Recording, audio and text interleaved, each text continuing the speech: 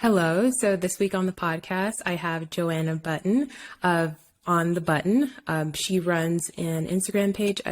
It's just an Instagram page right now, or is it something It's just Instagram for else? now, yeah. Okay. And I can't say that we agree on everything, but we have definitely had some really great conversations, very respectful conversations. So it's a pleasure to have you on the show this week. And so users and listeners have kind of a background on who you are and what your page is about. Can you kind of give some background on the button, what its goal is, and why you started it? Of course, yeah. First of all, thank you so much for having me on. It's really fun. This is my first podcast, so I'm a little nervous, but I'm Nice. sure it'll be fine. I started my page on the button about 2 years ago. I was very politically interested, but kind of wanted to keep it separate from my main page, just because I thought it would be interesting to see if political commentary was something for me. And I started writing because I love writing. And yeah, I just started off with my opinions, but then I quickly realized that that wasn't quite enough. I kind of wanted to take into account all of the different opinions that people may have and make sure that my page wasn't becoming too one-sided. So I try to keep the posts alternating between my opinions and opinions of other people and just surveys and stuff like that. Um, and I've learned a lot running the page, but it's still kind of a work in progress. I might start doing videos soon as well. But yeah, Nice. political commentary is my page summed up in a word. Okay. Yeah, that's Yeah. like obviously I interact with your page quite a bit, and I think that Mhm. you do a really good job of presenting all the facts on particular issues so that Thank you. people can really decide and determine what side they want to take. And I think that it's important for people to have kind of a broad idea or broad perspectives in terms of understanding why other people might believe something opposing to them. So yeah, thank you for that summary and kind of getting into the questions here. On a scale from 1 to 10, how bad would you say political polarization is today? I'm going to ask you this question in two forms. So one in the Okay. United States. I know that you don't particularly live in the United States, but I'm also going to ask you this globally, so worldwide. Yeah. So I think in the US, I would argue that it's much worse than here in Europe, where I'm currently living. I can't really speak for the rest of the world, but I'd say in the US, maybe 7 or 8. Okay. I think it's pretty bad. Here in Switzerland, where I'm living, and in Europe in general, I'd say it's probably much more mild, maybe a 4 or a 5. People can get along much easier. Discussions aren't as heated and as polarized in general. I think a lot of that has to do with the way that the government's built up. The two-party Okay. system, I think, really incentivizes this polarization because it drives people to one side or the other, and then each side kind of progressively becomes more radical. Whereas in a place like Switzerland, where we have a multitude of different parties, and no one really strongly identifies with any party anyways, there's much less pressure to kind of align with your group and to demonize the other side, essentially. Right. So yeah. Yeah, no, that Yeah. makes sense. Because, you're either Republican or Democrat here in the United States. And if Yeah. you're one or the other, then you hate the other side, or at least you're supposed to. So it's a really, really big issue. So, I will just add on real quick, if you don't yep. mind. I think this might be kind of treading dangerous waters here, but from the very start, but I think that it definitely got worse after or starting with Trump's presidency. I would say that was kind of the Okay. turning point for the US. I Why do you think obviously that? I wasn't incredibly involved in politics beforehand. I'm only 20, so when Trump became president, I was 14, I think. So I couldn't have been very involved beforehand, but I think that he was an incredibly divisive figure, and he kind of gave the left a lot of ammo to use against the right because he wasn't Yeah. very careful with his wording. We know that he's not. He's a very outspoken figure who doesn't always take Yeah. care to word things carefully. And I think that that kind of was the starting point that made everything spiral a little bit. I'm not saying he's Yeah. at fault for everything, of course not, but I Yeah. think that it was a turning point in U.S. politics, Okay. for sure. I definitely agree. I think that was definitely the turning point for all of us. Hmm. And that is really when people started picking sides. So I can't disagree with that. So that taking that into consideration, which political party do you think is the biggest offender of political polarization? I'm I'm very tempted to take the centrist route here and say both of them are incredibly bad at this. Yeah. Which, I For mean, they now, are, it's but yeah, they're both very bad at it. But for now, I think I'd still have to say the left, simply because there is a very big effort in left-leaning circles to suppress opinions that are considered dangerous or hateful or discriminatory, and they have a much broader definition of that than I think is reasonable. I think the right, we need to be careful because they're kind of starting to move in the direction of banning speech in certain areas, and I think that's also definitely dangerous. But the baseline of democracy has to be conversation. We have to be able to discuss ideas with each other to find a compromise or even a solution. And any attempt to suppress that, it leads down a very dangerous road of polarization because you are only shutting out and demonizing the other side rather than actually taking anything that they're saying into consideration. And I think that the left definitely is worse on that in that regard, at least for now. okay. Yep.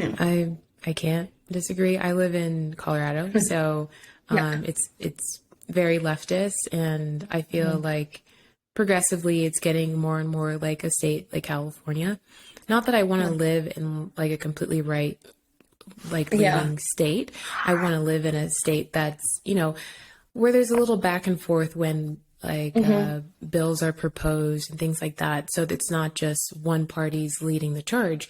And I feel like continuously Colorado is lacking that. So and it's obviously coming from the left, but there's states too where it's coming from the right. So yes, I definitely agree with that stance. Okay, so which specific politicians do you think are good common ground folks, as in like good at working with the other side? I wish I had a long list of people. I don't for now. I really like. I've always liked Tulsi Gabbard, and I know she's quite controversial on the left and on the right for various reasons. But I think that it was a major disservice the way that she was treated in the Democratic primaries. But at the same time, I'm trying to think of someone on the right. I'm a fan of DeSantis, but I do think that some of the stuff he's been doing recently has really been ostracizing the left and kind of, posturing to the type of citizen that wants to fight against the so-called woke mob. So Yeah. he's doing a lot more right-leaning posturing that I'm not a big fan of. Honestly, I can't think of too many that come to mind. I mostly focus on media and political commentators, and I don't think I found very many politicians that do a good job of working across the aisle. I think that's also quite clear in the way that, for example, Congress tends to vote. There's not very many across the aisle votes anyways. So Yeah. I can't think of many that are, that are Yeah. Tulsi centrist in that Gabbard was regard. definitely Tulsi Gabbard was definitely one of my top picks there, especially after she left the Democratic Party. Though I will say that I think that she's doing a bit too much right now to I agree. appeal to the right. Yeah. Because like initially, like a year ago before she left the Democratic Party, it was more so her stating these things that were like, whoa, okay, I'm surprised that she even believes this. But now it's just like, okay, she's very fixated on the transgender issue, and that's literally all she Yeah. talks about, even though there's a wide scope of Quite issues to be tiring. addressed. Yes, but she knows that appeals to her audience, so I can't really Exactly. blame her for that. So, Yeah. yeah. Okay, so what's one issue you agree with the left and the right on? Well, okay, so individually. So one issue on the left and one issue Oh, on the okay. right. One issue that's big on the left, I think, and this is where our opinions probably diverge quite a bit, I don't fully agree with them. I'm actually more kind of in the middle. I'd say that I'm pro-choice when it comes to abortion. Mm-hmm. But with certain limits and limitations, and Right. that's where Mm-hmm. obviously I come into conflict with a lot of left-leaning people. But here in Switzerland, for Mm-hmm. example, the abortions are allowed until I think 12 to 14 weeks, somewhere along those Mm-hmm. lines. And when Florida's Governor Ron DeSantis decided to limit abortions to 14 to 15 weeks, that was Mm-hmm. considered an incredibly restrictive move in the US. Very So radical. the left is much further left in the US on this topic. Yeah. Mm-hmm. And at the same time, I believe that they should be legal up until a certain amount, until a Mm-hmm. certain time within the pregnancy. So that's something I'd say I generally agree with the left on. Okay. And then maybe on the right, I mean, there's a whole host of things. I think you can kind of split the right up into two camps. There are Mm-hmm. certainly the radical types that claim to be free speech proponents, but really just kind of want to push their ideology the exact same way that the left does. But Mm-hmm. in a more general sense, I do think that the right pushes for free speech, and I completely agree with that. Mm-hmm. I also agree when it comes to the whole trans issue. I'm not very far on the right on that in that regard, but I also think that, for example, children shouldn't be able to transition. Mm-hmm. But at the same time, again, I'm kind of centrist on both of these issues. I'm Mm-hmm. not the type of right-leaning person to say, oh, trans people don't exist at all. Like it's just a mental illness thing. So yeah, you asked me for an example of left and right, and I kind of give you to where I'm in the center. So I'm sorry about that. Well, no, I mean, like, would you say that you agree with the right on most issues? Because you said that you were right-leaning, if I'm not mistaken. Overall, I think I'd call myself a centrist. I think if you Okay. balance it out, I fall pretty much in the middle. But with the Okay. whole suppression of speech, I've definitely tilted more to the right in the last year or two. But I can Okay. also feel myself tilting further to the left again, away from some of the more right-leaning radical opinions. So yeah, centrist Yeah, I probably. think that if anybody says that they don't agree with the left on any single issue or they don't agree with the Yeah, right on any single issue, they're lying. Because there's at least one issue out there that everybody can say, okay, I at least understand this one. Like I can absolutely. empathize and understand where the person is coming from wanting to enact this policy, and things like that. So it I think everybody has a little bit of centrist in them, but I Yeah, think that our life experiences and our perspectives definitely shift us severely either way. yeah, So, absolutely. yeah, Yeah, I think it's pretty heavily it really just depends. dependent on circumstance, more so than people Yep. might want to admit. Hmm. I think a lot of people like to think, oh, I'm a free thinker, I think for myself. But if I just think back a few years, if my life path had gone somewhat differently and I hadn't met the same people, I'm not sure I would be in the same position that I am right now. And I don't consider myself that easily influenceable of a person, but I think that it's very dependable, very dependent on that. Yeah, no, I definitely agree. So, what's one opinion that you'd get a lot of hate for? Oh, where should I start?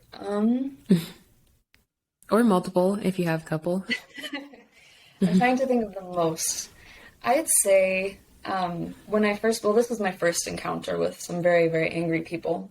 I was posting quite a lot of stuff that kind of catered to the right, so my audience started to grow with a bunch of right-leaning people.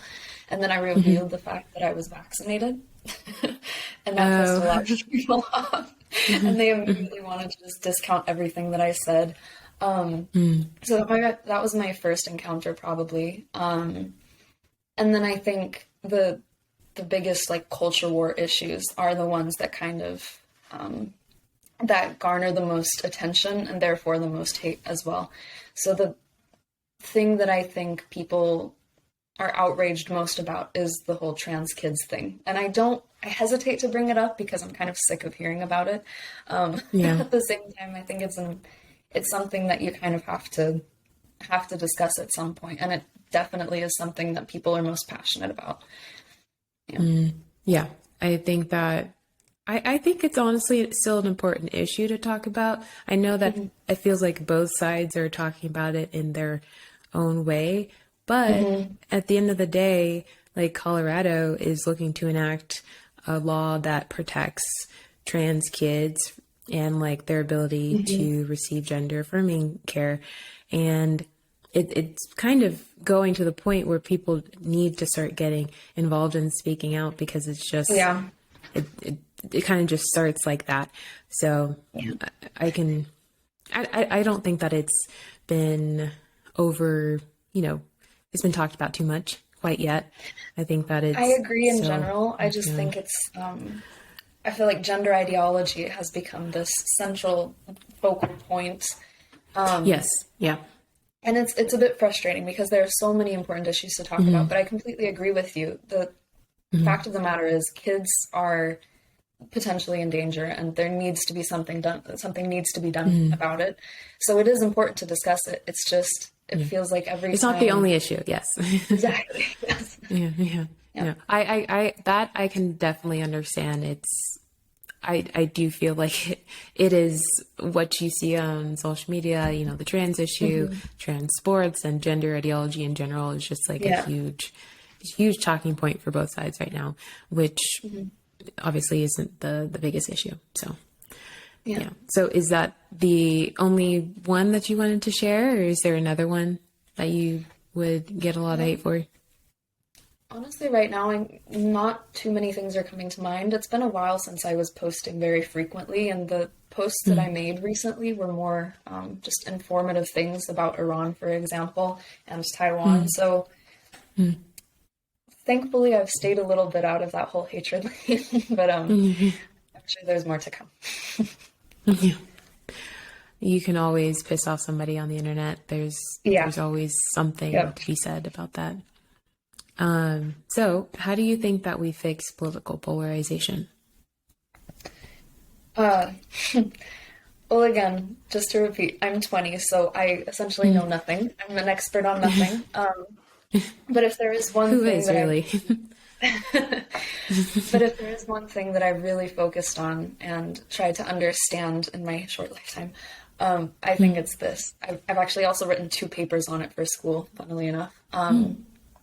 So I think social media is one of the big issues here, and I think that the algorithms really promote hatred, division, anger, because obviously the algorithms essentially cannot determine what is good attention and what is bad attention. So anything that sparks outrage is going to become promoted, and the cycle continues.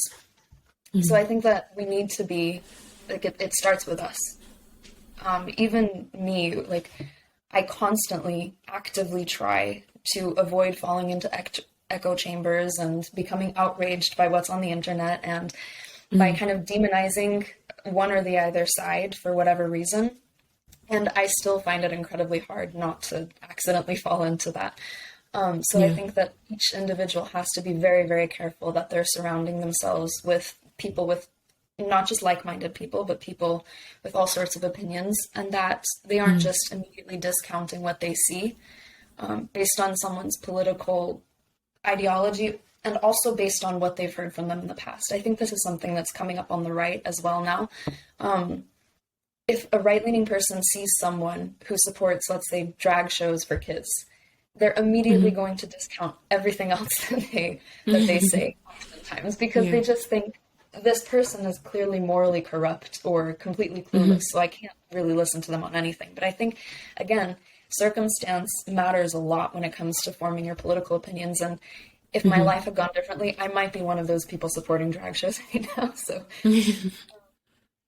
I think it's very, very important to just have a little bit of humility, look at every person as an individual who's been very influenced by the people around them, and try to take what they say seriously, even if you disagree with them completely. Yeah. I think that's the big Yeah. first step.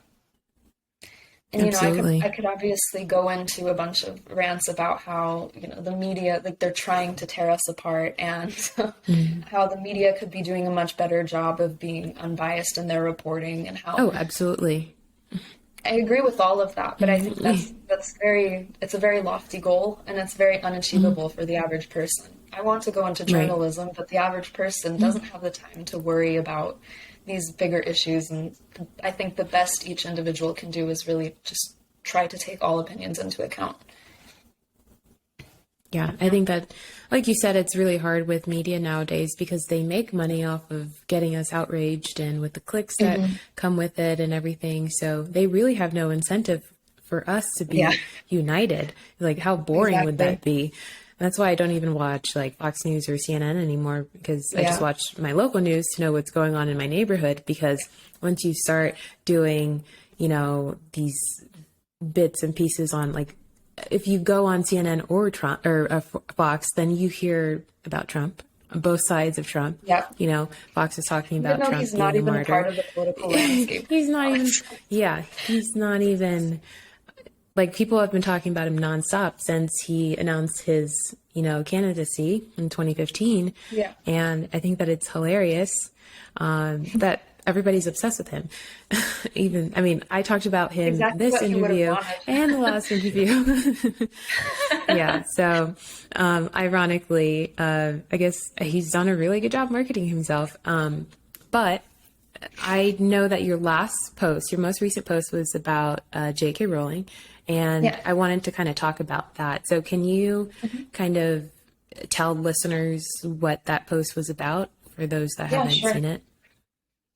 So I had heard from a lot of my friends on the left. I go to a very left-leaning university, so most of my friends are on the left. Oh, I okay. had heard from a lot of people that they consider J.K. Rowling to be like, oh, she's incredibly transphobic, she's very discriminatory, like, but never anything concrete. What did she say? What was the issue at hand? And then obviously the whole thing came to light again when the new Harry Potter game came out. And there were calls for a boycott of it. We can't financially support J.K. Rowling. She's incredibly transphobic and discriminatory. And so I thought that I'd make a post just kind of revealing exactly what it was that she said regarding trans issues. And I got a lot of comments saying, I had heard she was bad. I read this all. She sounds like a reasonable person. There's nothing hateful whatsoever. She Right. specifically, and I have people from the right telling me, I'm much more right leaning than her on this issue. And she's transphobic. So yeah, I wanted to kind of just, I didn't write too much on my opinion. I think I only made one slide about it, but most of it was literally just summarizing what she has said about the topic. And I think it's an opinion that people on the left might have held 10 years ago. And now she's being Yeah. completely ostracized for it, and she's considered horrible. So yeah, that's what that was about. Yeah. It's funny because you said that people on the left would have probably agreed with her 10 years ago. Yeah. And now we're having these conversations that are really driven by extremists on both sides. Because, the people in the middle are very quiet. Like, they're just chilling. They're just, Yeah, I'm not also a offended big by believer in anything. the silent majority. Yeah. Yeah, absolutely. And then, like, the minority, the extremes on both sides are the loudest, that are, barking at each other continuously. And they paint a bad picture for both sides. I don't think that people on the left are, mean or evil or anything. And I Yeah. don't think that they, like, people on the right are the same either. It's just these extreme minorities that are making the rest of everyone else look bad and kind of driving opinions, honestly, for the middle Yeah, and I too. think that is So, that is the driver of the political division, and it's really frustrating to see because I know that people are more reasonable than this. I think we all yeah. have this sense. People aren't this crazy, but when you see these things on Twitter and Instagram and all sorts of social media, really, it's frustrating because you know that doesn't represent the majority opinion, but it's hard to push forward the majority opinion because again, it's not that outrageous. Yeah. Yeah. So, that being said, do you think that your page, the way that you run it, contributes to, finding that middle ground more so? That's essentially the goal with my page, and I know that I'm not perfect at it yet. I'm trying to get there.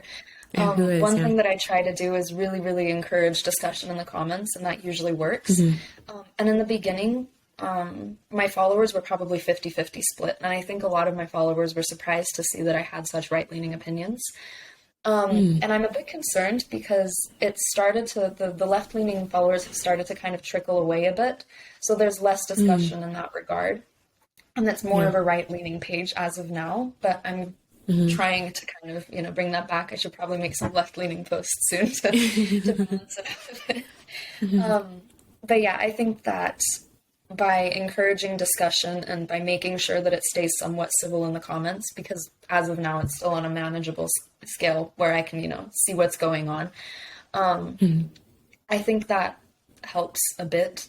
But by no means am I saying that I'm going to, that I'm going to change the landscape or anything. I just think it's a nice little contribution, and I hope so, at least.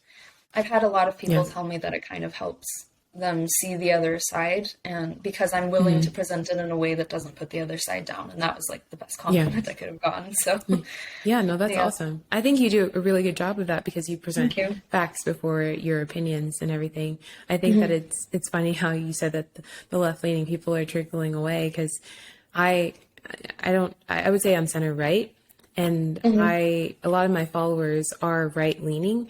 So when I say a lot of things that are right leaning, but then when I said I support gay marriage, like people were not happy with that because they thought that I was like far, far right.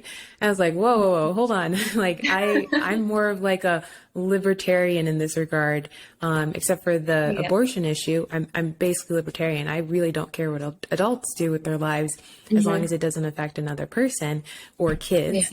And, I just thought that was funny because I think people have the tendency to latch on to a particular opinion, and then they are like, okay, this person believes that trans kids is wrong, so therefore they're on the right.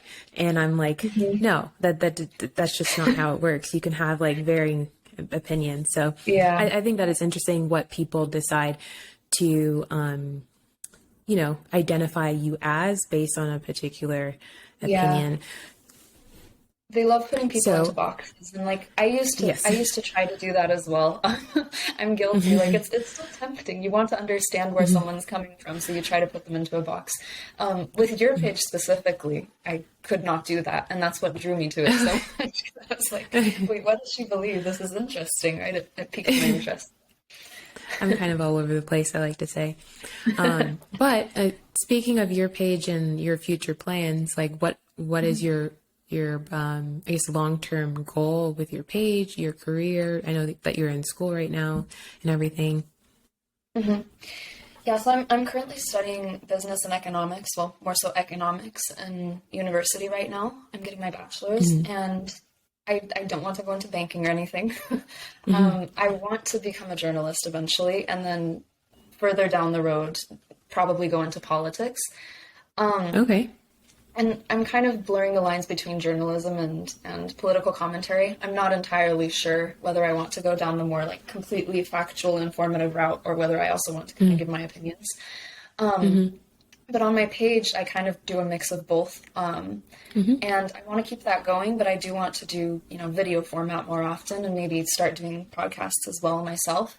Just because I think it's much more engaging. People like hearing things rather than having to read it, and I think it's a bit daunting to see 10 slides packed full of small text. So I want to kind of go into video format, but eventually I'd love to make it my career if it works out that way. I guess we'll see.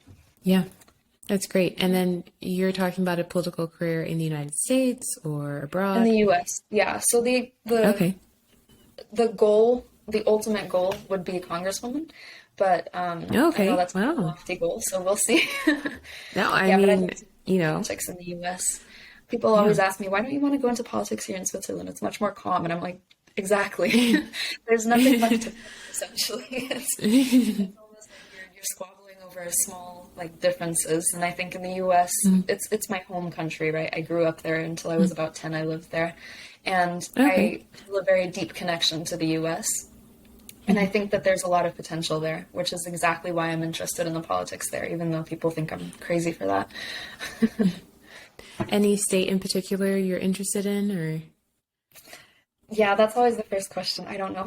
I Much don't know. like you, I kind of want to live in a bit of a centrist state. Not centrist necessarily, but where there's back and forth.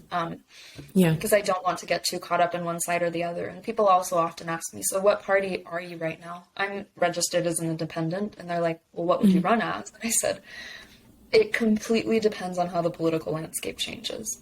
You know, if all goes well, the political landscape will change by the time that I'm in office. I hope that it will. And it would be great if I could run as an independent. But I guess we'll see. Yeah, Yeah. I'm similar in the sense that I'm unaffiliated, though in Colorado, I will vote red until it turns purple because my vote doesn't really even count at this point, because it's Yeah. just so deep blue. I think that the the Democratic candidate last year won by a margin of like 40% or something. It was a Insane. landslide victory. So I think for governor as well. So yeah, Colorado is a Very deep blue. blue state, unfortunately. So I Yeah. completely understand that. So is there anything else that you wanted to add in closing? I have no more official questions for you. Okay. No, I think I pretty much covered everything that I was expecting to. Yeah. Okay. Yeah. Awesome. Well, thank you so much for coming on today. It was a pleasure having you. Yeah. Thank you for having me.